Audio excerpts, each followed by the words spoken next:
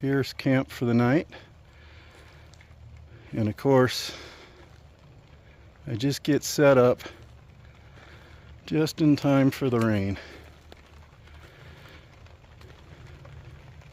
So this is going to be interesting.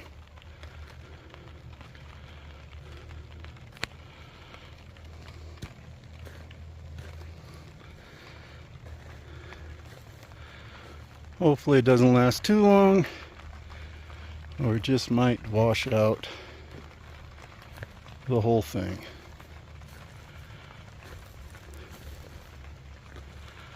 To be continued.